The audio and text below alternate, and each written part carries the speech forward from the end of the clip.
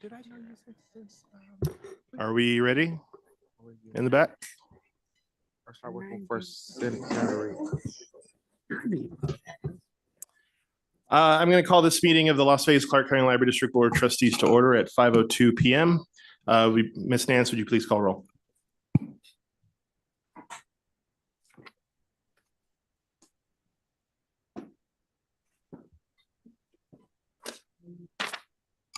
Chair Wah, Here. Trustee Rogers, Trustee Haran, Here. Trustee Whiteley, Here. Trustee Sanchez, Trustee Dukowski, Here. Trustee White, Here. Trustee Jimenez, Here. Trustee Williams, Here. Trustee Jones, Here. and we do have a quorum, Chair. And please mark Trustee Rogers and Trustee Sanchez as absent excused. Everyone please rise for the Pledge of Allegiance. Pledge allegiance to the flag of the United States of America and to the republic for which it stands, one nation, under God, indivisible, with liberty and justice for all. Agenda item number 2, public comment. Topics raised on this item must be limited to matters on today's agenda. Anyone wishing to speak during this item must sign up prior to the public comment period. The sign up must include the commenter's name, legal address, and agenda item that is being commented on. Ms. Nance, do we have anyone signed up for public comment for this portion of the meeting? No, we do not. Then I will close public comment and move to agenda item number 3, board action to accept proposed agenda. Do I have a motion to accept the agenda? So moved. First from a motion from Trustee Turner Whiteley. Do I have a second? Second. Second from Trustee Haran. Any discussion? All those in favor, please say aye. Aye. Aye. Opposed, no. Motion carries. Agenda item number 4, approval of proposed minutes for the February 13th board meeting. Do I have a motion or any changes to the minutes at this time? Or a motion to accept or to approve the minutes? I'll motion to accept. We have a motion minutes. from Trustee Kowski. Do I have a second? Second. The second from Trustee White. Any discussion? All those in favor, please say aye. Aye. Aye. Aye. Opposed, no. Motion carries. Agenda item number 5. Wow. Chair's report. So I want to begin by welcoming our 2 newest trustees, Trustee Jones and Trustee Williams, as well as express my appreciation on the record for the County Commission appointing me to another 4 years, that you all get to see my lovely face. So welcome, Trustee Jones and Trustee Williams. I'll turn it over to you if either of you have anything you'd like to say or any reflections. So Trustee Jones, we'll start with you. No, I will just start off by saying thank you, and this is an honor. Longtime Las Vegas and longtime library attendee and participant, and really excited about the opportunities ahead. So. Thank you, Trustee Jones. Trustee Williams? Trustee Williams, once again, I would like to say the same. Thank you. I appreciate the appointment from the county commissioners. Today I won't say much because I just had a root canal and a crown put in. So I have to go back for another one on Saturday. So I just wanted to say thank you, and I look forward to working with you guys and doing some amazing work that has been already done before we got here, and look forward to continuing the great work that has already started. Thank you. We're thankful to have both of you join us. So I'm going to move on to, I just had some thoughts that I'm going to share, and as chair, I can let myself do that. So as chair of this board, I want to acknowledge there have been some concerns, confusion, and disappointment that many people feel about some recent decisions as relates to diversity, equity, and inclusion programs at the library. Change, especially when it comes to language, can feel unsettling. And I want to assure you that while terminology may evolve, our commitment to serving every member of our diverse community remains steadfast. The public library has always been a place of inclusion, learning, and access to opportunities for all. That fundamental mission is unchanged. Our priority is to ensure that we continue providing vital services and programs while also preserving the critical federal funding that makes much of our work possible. This decision was made in response to shifting federal guidelines, but it does not change who we are or the values we uphold. We will continue to offer programs that celebrate diverse voices, create equitable access to resources, and foster a welcoming space for all. What we call these efforts may shift, but their purpose and impact remain the same. We deeply value the trust and support of our community, and we encourage open dialogue. If you have concerns, ideas, or questions, we welcome your input. And I know many of you are here for that, and know that our doors and our commitment to serving everyone are always open. I also want to take a moment to share the American Library Association's Library Bill of Rights, which this board adopted in 1995 as part of library district policy. And so the American Library Association affirms that all libraries are forums for information and ideas, and that the following basic policies should guide their services. Books and other library resources should be provided for the interest, information, and enlightenment of all people of the community of the library serves. Materials should not be excluded because of the origin, background, or views of those contributing to their creation. Libraries should provide materials and information presenting all points of view on current or historical issues. Materials should not be proscribed or removed because of partisan or doctrinal disapproval. Libraries should challenge censorship in the fulfillment of their responsibility to provide information and enlightenment. Libraries should cooperate with all persons and groups concerned with the resisting abridgment of free expression and free access to ideas. A person's right to use the library should not be denied or abridged because of origin, age, background, or views. And libraries which make exhibit spaces and meeting rooms available to the public they serve should make such facilities available on an equitable basis, regardless of the beliefs or affiliations of individuals or groups requesting their use. With that, I will open it up to trustee comments. Any trustees have anything they would like to share at this time? Yes. Trustee White. Thank you. I thank you for those words. I need to share that with lots of people, and I've said similar things to what you just said.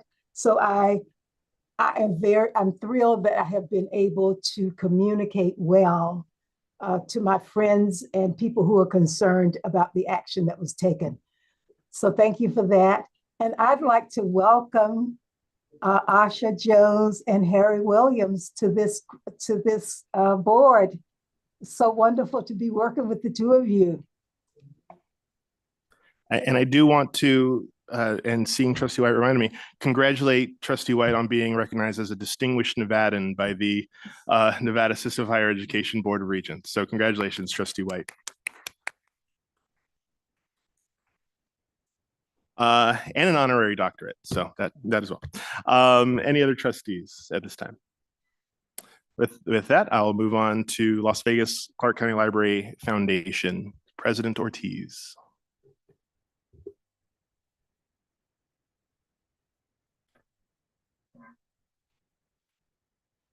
Good afternoon, Felipe Ortiz for the record. Thank you, Chair Wad and Executive Director Watson.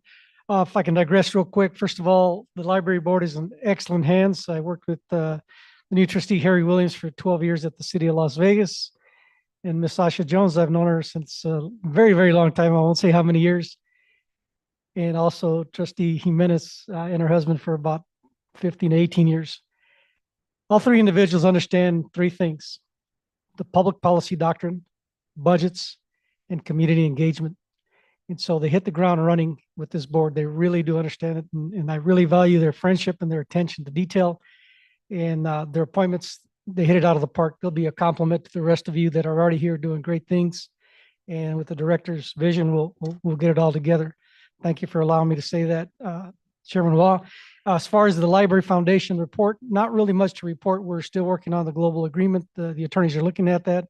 I designated or assigned 3 foundation board members to look at a job description for the director, executive director. We're not sure what we're going to call them because whatever you call them means more pay. So it depends on what we decide, but we're going to bring that to the foundation board here in about a week or so.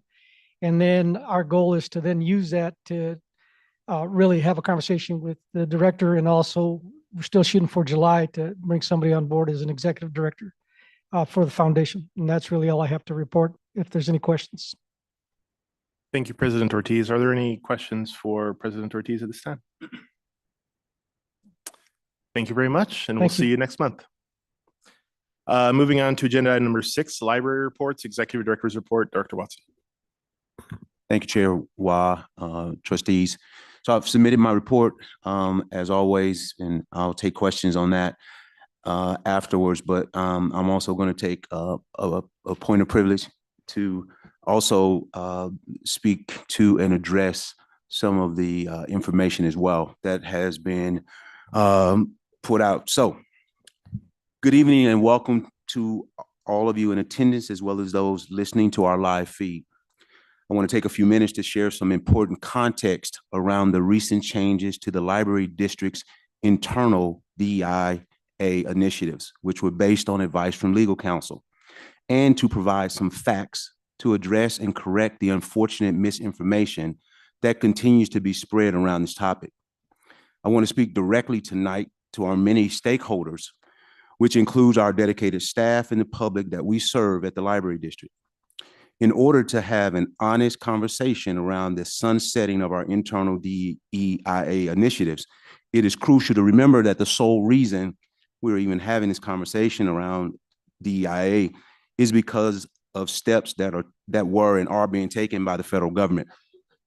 The media has provided in-depth coverage concerning the new administration's executive orders, which require any organization that receives federal funding to end any DEIA initiatives. I would also like to provide some perspective that I think we can all use right now. This is a challenging time filled with uncertainty for institutions that depend on federal dollars in order to serve the underserved. This includes not just libraries, but educational institutions, nonprofits, and other entities that support the social and ideological ideals of free access to information, education, and social services. Like the library, these institutions provide a pathway to uplift those who are striving to overcome forces that would otherwise block their advancement in life. These institutions and the values that they represent are the bedrock of our nation and of any free society. In order to achieve these goals, however, we do need reliable funding sources, and the federal government has traditionally been an important revenue source for us. As you know from reading the daily headlines, the future of federal funding is suddenly uncertain.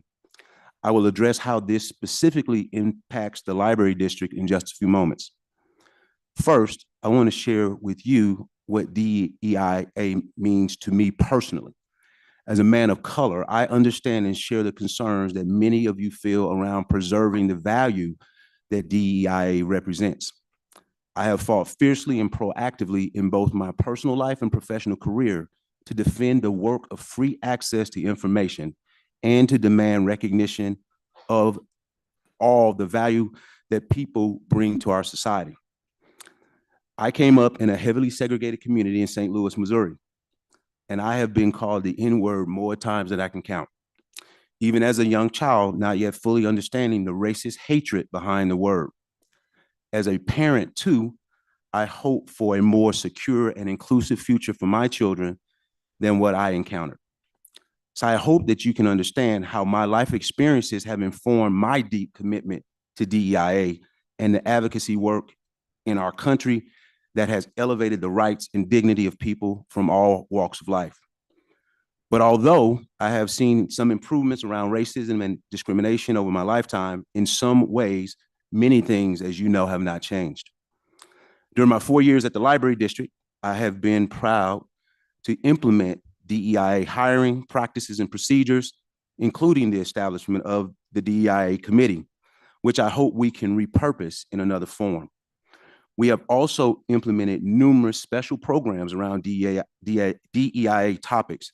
Most recently, actually in this library that we're in today, the Whitney Library's Independent Author Collection, which currently has compiled almost 500 books in less than 2 months by independent authors of color and diverse voices.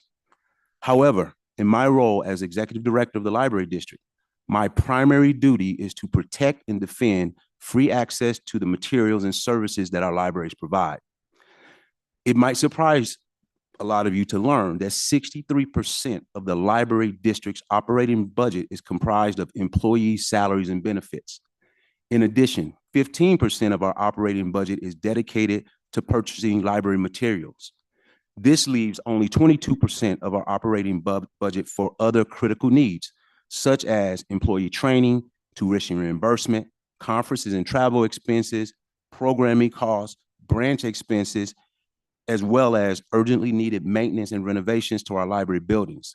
This is why every single dollar matters. I appreciate staff members who have shown the courage of their convictions by coming to me personally to raise questions and concerns about our internal changes.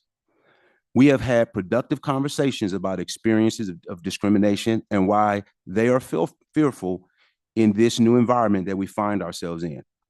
I think that those conversations helped us to better understand each other's perspectives, and it gave me a chance to share the financial pressures that libraries are under in today's atmosphere.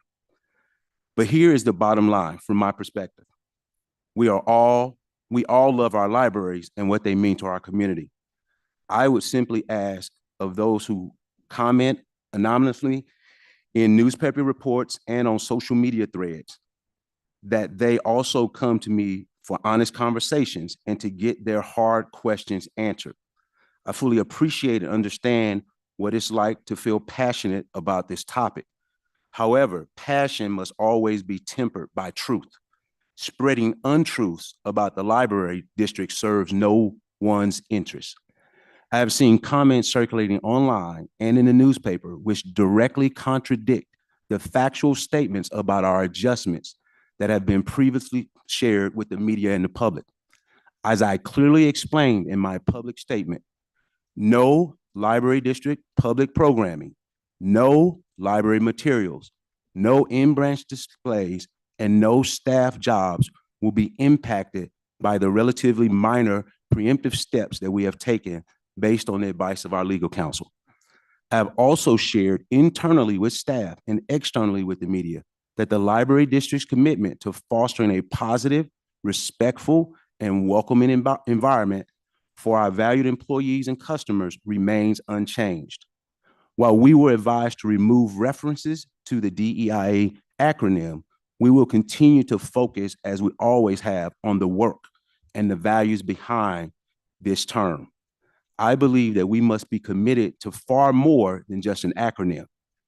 If you love the library and all that we stand for, I would ask you to please reach out, ask questions, seek information, and then make informed suggestions about how we can improve internally. We should all be united in supporting each other and the important work that we do for the communities that we serve. Again, inaccurate information supports no one and only creates a faulty narrative. And please remember, when it comes to DEIA, that I am with you, but I also have the serious responsibility of keeping our library district financially viable and growing to serve an ever expanding population.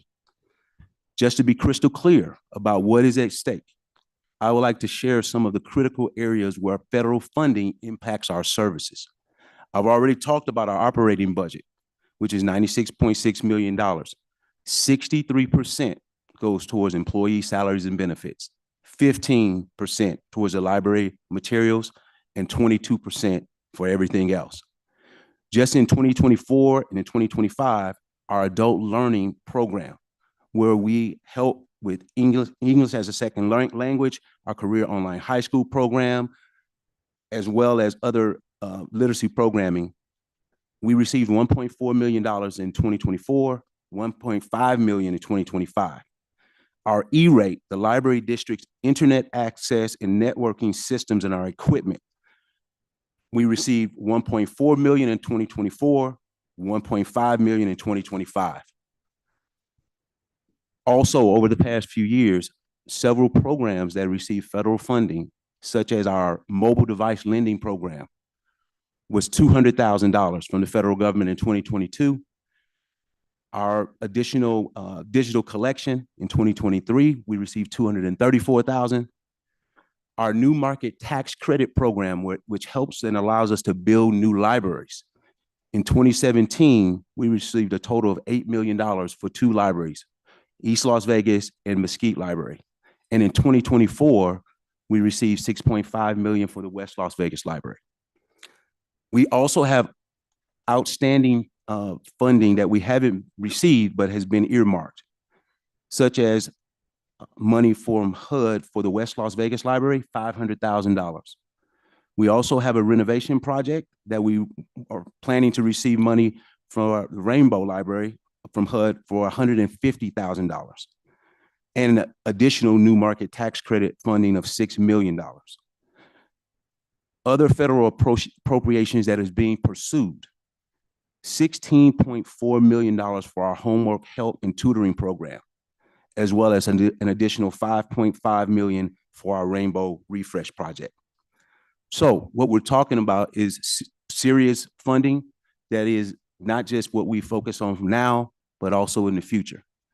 And so those are my comments, and I'll take any questions from the board, Chair. Are there any questions for Director Watson? No. Trustees, are there any reports that anyone would like to pull forward to discuss?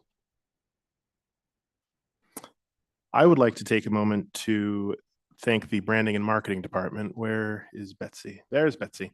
So I just got back from Carson City today and went to check my mail for the first time in a month. And we have television screens in our mailroom, and they cycle KCLV. So I walk in and I see a big advertisement for the Las Vegas Clark County Library District and visiting the website and all the service and all that kind of stuff. So I just want to give credit to branding and marketing. I see the license plates out and about. And so wherever I go, I cannot escape the library, which is a good thing. So I just want to give credit to the BAM team for the work that you guys are doing. Are there any other comments or thoughts on the reports? Seeing none, I will accept the reports. We will drop all the way down to agenda item number 8A1, which this is a consent, so it doesn't need a presentation unless the board would like, which is discussion and possible board action regarding authorization to extend the appointment of the district's current auditor, Hinton Burdock CPAs, and advisors for 1 year for the fiscal year ending June 30, 2025. Trustees, could I get a motion to approve the item or to pull it if that is the desire of the board? So move. We have a motion from Trustee White for approval. Do I have a second? Second. Second from Trustee Harron. Any discussion? All those in favor, please say aye. Aye. Aye. Opposed, no. Motion carries. Agenda item number 10, announcements. The Finance and Audit meeting will be held on Tuesday, April 8th, 2025 at 11 a.m. via Zoom. The April board meeting will be held on Thursday, April 10th, 2025 at 5 p.m. at the West Las Vegas Library. It's probably our last, well, I won't say our last meeting at the old library, but maybe it is. The May board meeting will be held on Thursday, May 22nd at the East Las Vegas Library, and the June board meeting will be held on Thursday, June 12th, 2025 at 5 p.m. at the Centennial Hills Library. Agenda item number 11, public comment. Topics raised in this item cannot be acted upon until the notice provisions of the open meeting law have been met. If you wish to make public comment on this item, you must sign up on the roster provided prior to the public comment period. So the way that we're going to do this is Ms. Nance will call everyone's name, and we'll have the first person come up to the podium. As she calls everyone's name, just please line up in that order, and we'll hear from all of you in turn. We have a max time limit of 45 minutes for public comment. So if you use all of your 3 minutes, 15 people can talk. And Ms. Nance will keep time for each individual speaker. You have 3 minutes, and then we'll keep time of the 45 minutes overall. So I'll hand it over to Ms. Nance to have everyone line up. Ms. Nance. Okay, could everyone please line up on the right side, to my right over here? The first person is Daniel Posterius. You can actually just go to the podium, sir. The next person will be Heather Russell, Emil Bravo,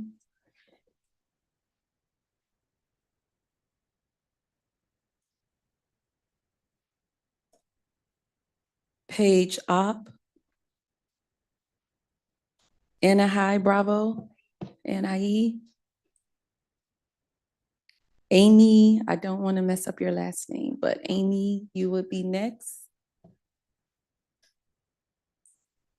Joey Hines will be after Amy.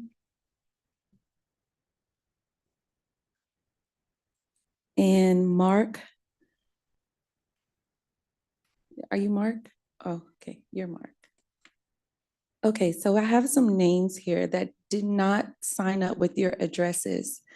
We will need your full name, full address before you say your public comment. Zach Freed.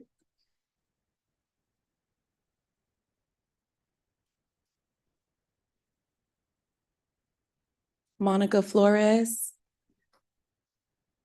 Oh, okay. Sabrina Broom. Misty Subbit.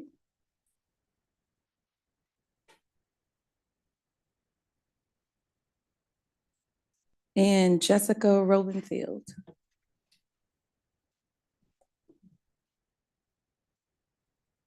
Mr. Daniel, you may start and the timer will start once you start. Yes, my name's Daniel Pastorius. I live at 1386 Lorryland Avenue, Unit 1, University Crest condominiums. I'm here about the DEI also. And I know you're talking about me misinformed, but I'd like to read you the funding for the library. Okay, based on research, Las Vegas Library money comes from property taxes, grants, the American Library Association, the Institute of Museum and Library Services, federal funding, for example, Congressman Horsford did get us a grant to build a new West Side Library. You're changing something due to an executive order. That's overreach from the executive department.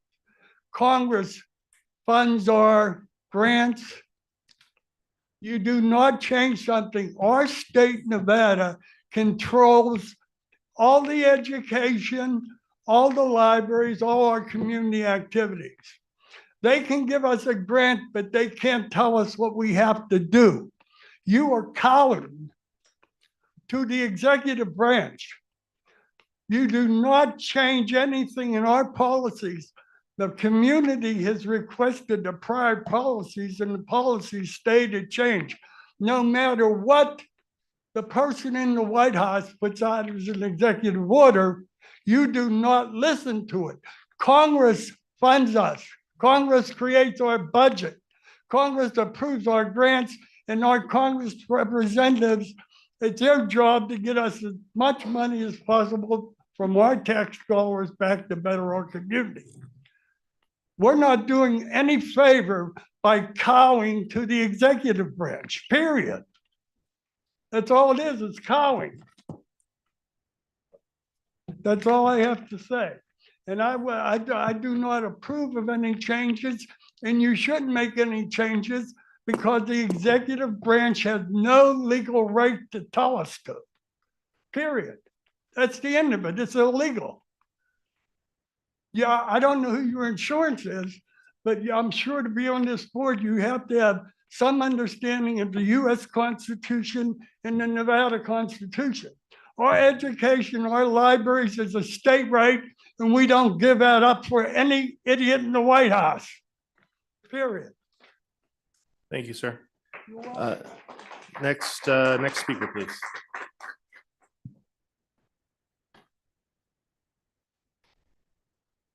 Hi, my name is Heather Russell, and I live in Centennial Hills. Do I need to put? Oh, can you hear me better? Okay, my name is Heather Russell. I live in Centennial Hills, and I thought that I would share 2 book reports and a quote with you, since it has to do with DEI and what our felon-in-chief has decided to deem as words that are not included and that are being banned, including a woman, a female, things like that. So in 1933, the Nazi Party stormed an institute for sexual research, smashing all they could. A few days later, a massive book burning was organized that destroyed more than 12,000 books, as well as Dr. Hirschfield's important collection of photographs. The Nazis organized the burning of thousands of un-German books, what is determined as un-American now that we're getting rid of DEI. And this book, I wanted to bring because this is banded by Pink Triangle. This image of the Pink Triangle was put on our felon in chief's Truth Social this week, which is the Pink Triangle is for the LGBTQIA plus people that were put in Nazi camps. So when will that happen? If we continue to back down to this president, felon in chief, when will it end? And then this book I've had for over 30 years. It was printed in 1992, and I've carried it for over 30 moves in my life. This book is similar to Anne Frank, but she survived because she got out. But she lost all her hair while she was trying to get out of modern day Ukraine, back then, I guess, Russia or USSR, in the 1920s, because the Jews were persecuted way before the Nazis took over Germany. And my final quote is from the book Parable of a Sower by Octavia E. Butler. Embrace diversity, unite, or be divided, robbed, ruled, killed by those who see us as prey. Embrace diversity or be destroyed. Thank you. Thank you. And ma'am, excuse me. Can you come? Can you state your address for the record, please? Oh, the full address? Yes, ma'am. It's 7350 West Centennial Parkway. I don't want to put my apartment, but it is in Las Vegas, 89131. Thank you very much. And the next speaker, and as you come up, please, when you state your name, please include your address as well. Hi, good evening. My name is Amiel Bravo. My address is 312 North 8th Street, 89101. I'm here today, like many others, to share my concern and disappointment regarding the recent decisions to phase out the DIA initiatives at our library district. While I understand the need to comply with the new federal regulations, I believe the cold, impersonal nature of how this was communicated to staff has created a great deal of harm and distress. The email notifying us of these changes, sent without any direct communication or personal touch from our leadership, felt abrupt and incredibly insensitive. It is one thing to make a decision for the organization. It is another to show disregard for the employees who have dedicated their time, effort, and some of them their entire career to support these initiatives. For many of us, DIA were not just policies. They were a representation of our values, our commitment to diversity, equity, inclusion, and accessibility. Removing these efforts with no personal acknowledgement or respect for the work put in by so many hurts our sense of identity and the sense of belonging we have worked so hard to create here. Furthermore, it was only after the email went public on social media that our leadership sent a follow-up email attempting to offer further clarification. This afterthought of communication underscores a lack of empathy towards the employees who were directly impacted by these changes. A decision of this magnitude should have been addressed personally with more context and more transparency from the beginning. The library is supposed to be a place where all feel welcome, valued, and heard. But when actions like these are taken without due care for the people affected, it sends the message that we are not being seen or heard by our leadership. This is unacceptable. As leaders, you must prioritize fostering an environment where people feel respected and valued. And that begins with how we communicate and how we support staff through these unfortunate changes. Thank you. Thank you. Next speaker, please.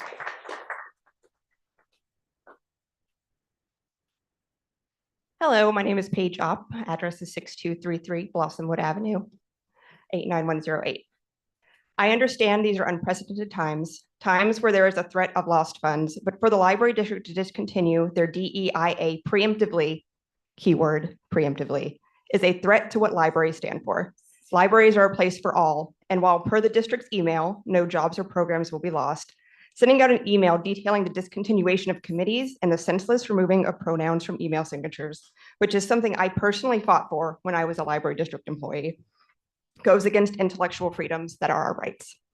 If LVCCLD truly needs to comply in order to keep its federal funding, admin could have opted instead to change the names of their DEIA programs. CCSD was faced with a deadline and thus far has chosen not to comply with executive orders. Their anti-racism, equity, and inclusion task force is still functioning, and the school district website has not removed any of its policies in support of DEI. Over the last 3 years, CCSD has received approximately $770 million from federal funding. Comparatively, I see LVCCLD as being afraid to stand up for its employees and the community it serves for $2.4 million. Those emails told the community that the library can be bought. To the board members and to library administration, I ask you this: will you roll over preemptively if an executive order comes through demanding banned books be pulled from shelves? Or when mentions of Black History Month, Women's History Month, and Pride Month are not allowed in buildings that receive federal funding? Thank you. Thank you. Next speaker, please.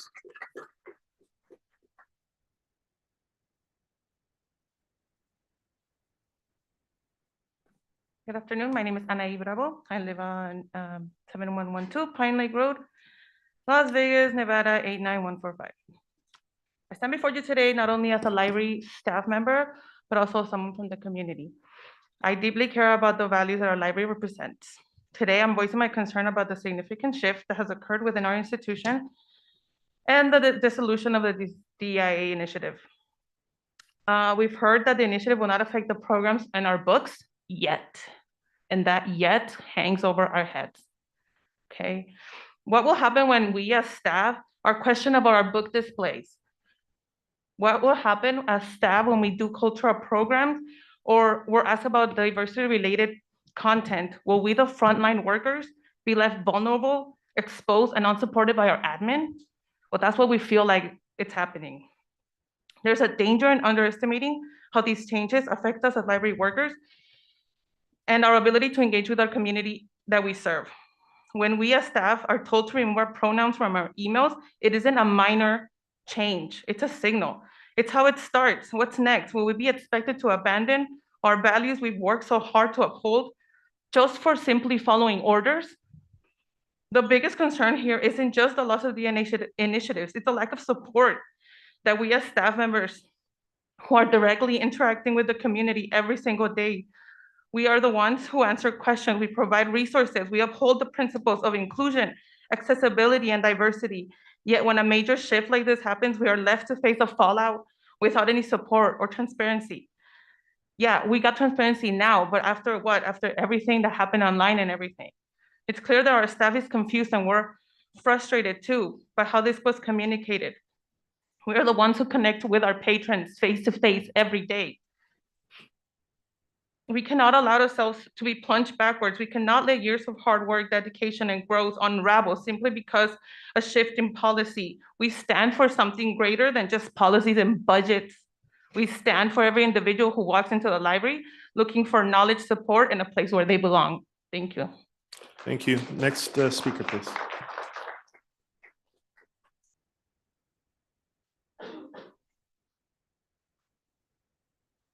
Amy Zadarozny, 6420. Can you speak close to the microphone, please?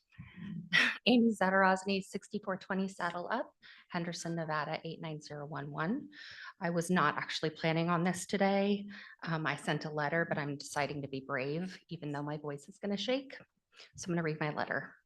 Our national chapter of Showing Up for Racial Justice has been working for months to resist anti-democratic fascist efforts of the Trump-Musk regime, even before he was elected. We continue to show up to protect the rights, safety, and dignity of the people in our communities and resist Trump's anti-democratic agenda. Together, we hold the real power. The long history of nonviolent resistance shows us then when communities, institutions, leaders, and individuals have banded together and actively resisted to defend each other and our rights, people have wielded the brave power to undermine authoritarian agendas. Surge Las Vegas and our supporters are calling on our community leaders, institutions, and organizations to support commitment to the resistance. Our Clark County Library District is being threatened by an executive order to abandon all DEIA policies in order to retain any federal funding. The library receives less than 4% of its total budget from the federal government, meaning that this is a threat designed to gain anticipatory compliance to a rule meant to erase history and silence the voices of BIPOC and disabled people. Some of the library district employees are very upset about this, and some are too afraid to speak out. I am writing to support them and raise my voice to the Board of Trustees meeting this day. We are asking that the board allow all existing DEI policies to stand as they currently exist. Libraries are a cornerstone of democracy where information is free and equality and equally available to everyone. People tend to take that for granted, and they don't realize what is at stake when that is put at risk. And that's a quote from Carla Hayden, first woman and first African-American librarian of Congress. Please keep the Trump-Musk presidency out of our libraries. Thank you. Thank you. Next speaker, please.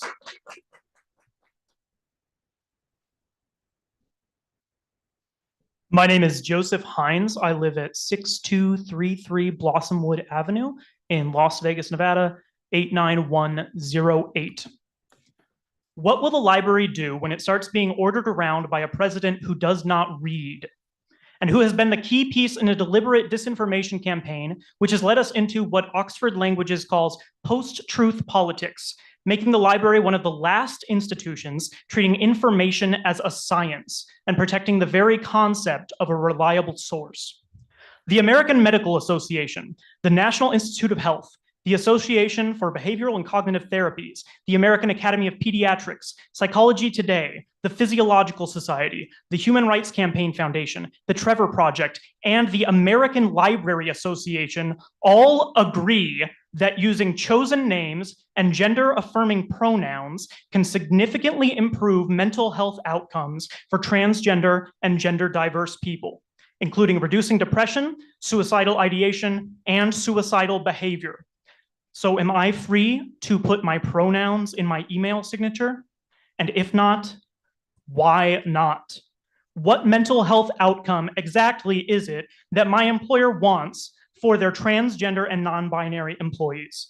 Is it increased depression or suicidal ideation or perhaps suicidal behavior?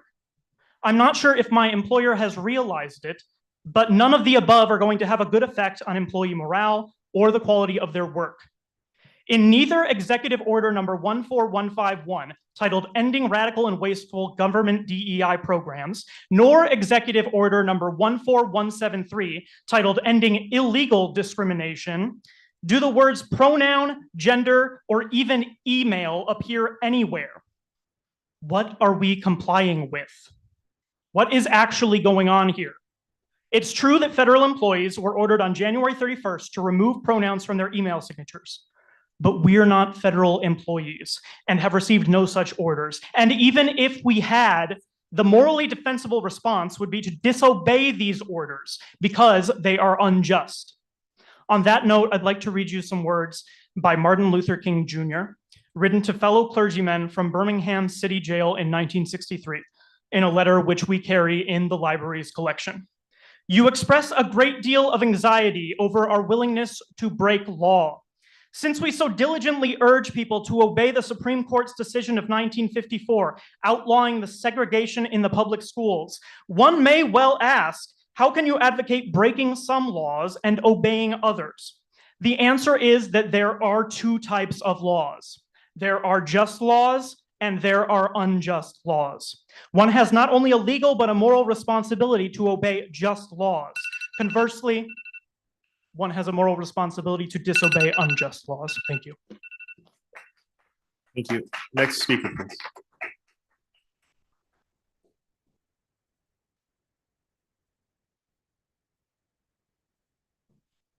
Hello, my name is Mark Diefenbacher, 3960 Counterglobe Court, 89147. I propose the district remain steadfast in what you know is morally right, retain your DEIA programs, and force the government to act and remove its relatively small funding. Why? White supremacy fears diversity. White supremacy fears equity. White supremacy fears inclusion. We know these threaten the unfair power structure in America that maintains an unfair economic system, keeping us poor, struggling, or fearful of losing what we have.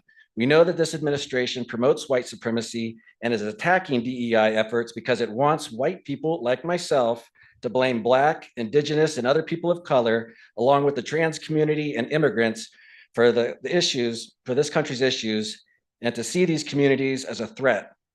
I say no, I refuse.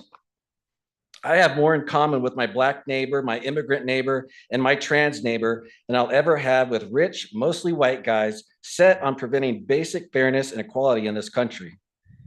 You maintaining your strong DEIA programs sends a message that encourages the rest of the community to retain their DEIA programs. You serve as a pillar in this community and have an opportunity to perform an anti-racist act that can serve as a catalyst for others to resist. While external legal counsel advised you to make these preemptive adjustments, I encourage this board to pay more heed to external community counsel and resist this white supremacy attack. Thank you.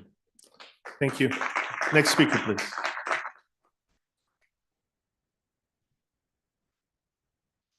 Hi, my name is Zachary Freed. My pronouns are he, him. My address is 7000 Paradise Avenue, 89119. Was there one other thing I needed to? No. Yeah. Yeah, thank you for giving us this forum today. I'm a local filmmaker and documentarian. I spent the past year working on a film for Clark County Public Arts. It's called Uplifting Historic Legacy. It's about the Pearson Recreation Center in the West Side. We go into history about former commissioner member, Dr. William Pearson. He broke the barrier within the city, being the first Black council member in the 80s.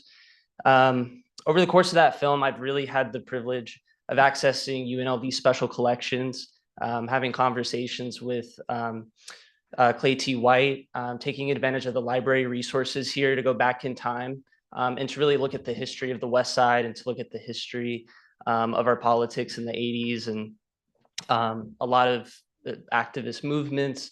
And it's just so clear to see through history, because of diversity, equity, and inclusion, we were able to get segregation out of our community. We were able to get people like Dr. Pearson an opportunity to be a part of our council member, board, other boards within our communities. So, being here today, I think it's a part of that conversation. If we can't access federal funding because the government federally doesn't want to support diversity, equity, and inclusion, where else can we turn to that funding? Could it be through more funds with the Beverly Rogers Foundation locally, who, currently does have a great commitment to diversity? I think if we continue to follow patterns of what we're seeing in the federal government, we will slowly just start to peel back layers in our communities where, currently it might just be pronouns and words on a piece of paper, but seeing that significantly, we might be seeing changes made in our libraries about what is on the bookshelf, what types of topics we're talking about.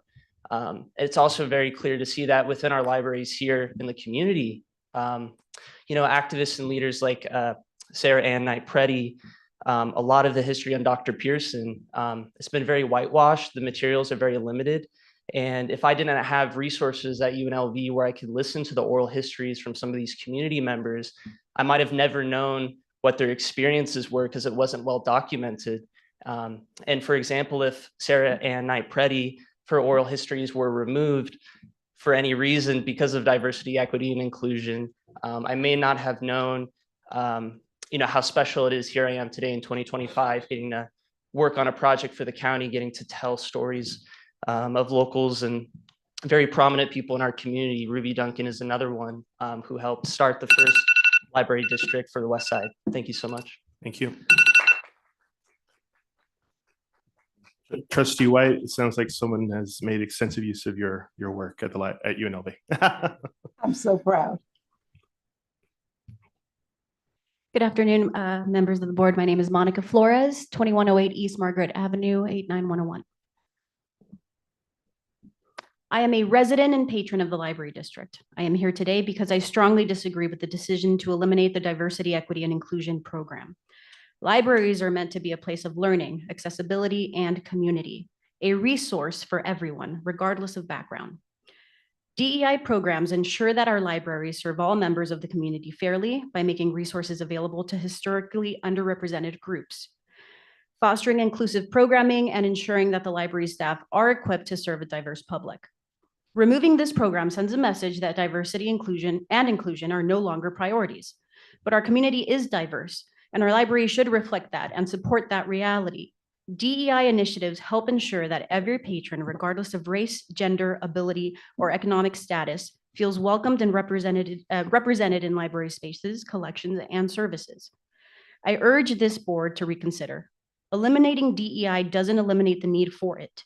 In fact, it risks alienating parts of our community who rely on the library as one of the few equitable spaces available to them. I ask you, what kind of library district do we want to be? One that welcomes and serves all, or one that quietly excludes by failing to prioritize inclusion? Erasure of language is never a good thing, and the past confirms that.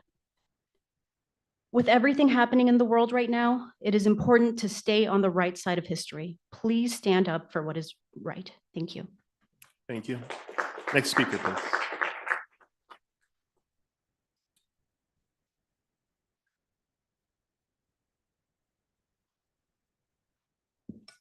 Good evening, everyone.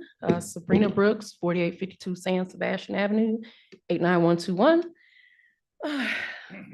While growing up, there were a few years that I spent entire weekends at the library. Unimpeded, I was able to explore any ideas in print that were available and that changed my trajectory by giving me a history that shows my greatness and ideas that opened my world beyond the streets of Chicago. How will we guarantee that the mission is unchanged when we can't even guarantee that it stays the same in writing? The power of the pen has been used to control the power of the people. At what point do we push back to protect the public in writing? If we take lightly now what is simply a change in terminology, how will we handle it when we are told to do more or to do less? Without backing in writing, the priorities of the current board members do not transfer to any incoming board members. The words erased will outlast us all.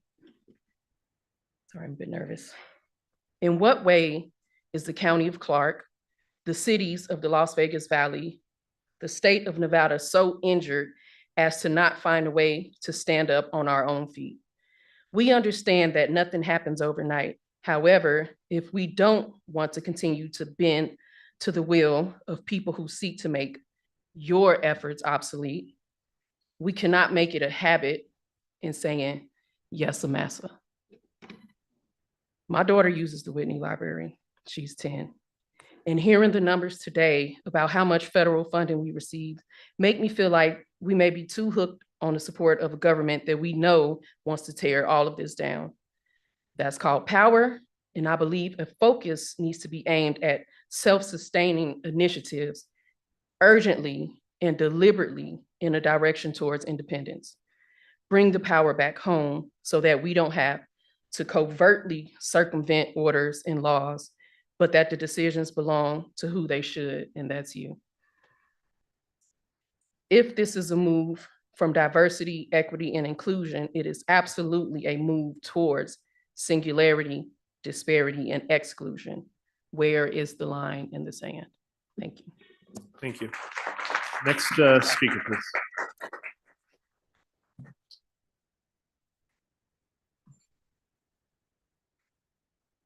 Hi, Jessica Rosenfeld, 9901 West Sahara Avenue, 89117.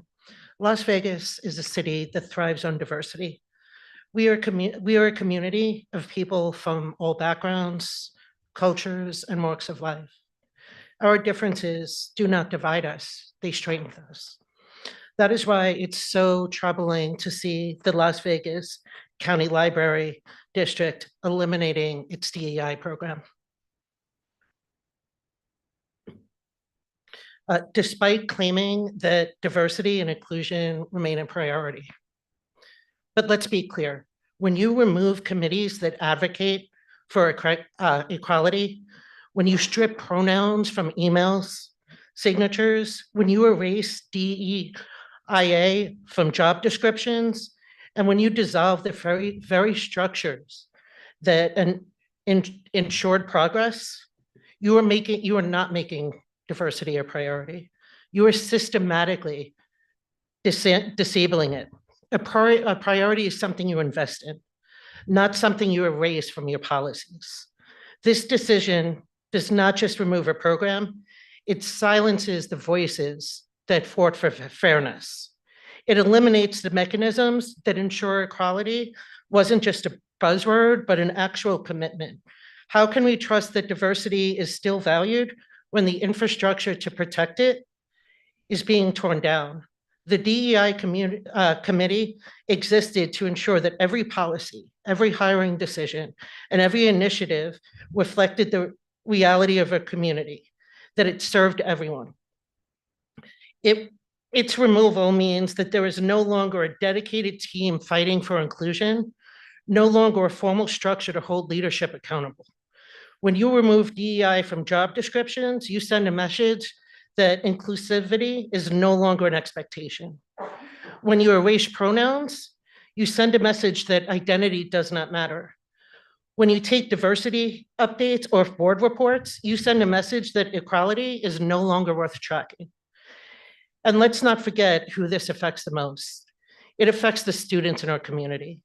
Because Clark County School District, one of the most diverse in the nation, serves over 300,000 students. Many are from historically marginalized backgrounds. The kids deserve to see themselves reflected in the institutions meant to serve them. It affects the disabled community who rely on accessibility initiatives that are now at risk.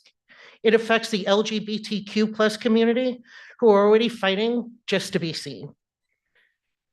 It affects the very people who libraries were built to uplift, those seeking knowledge, opportunity, and belonging. Thank you. Thank you. Next speaker, please.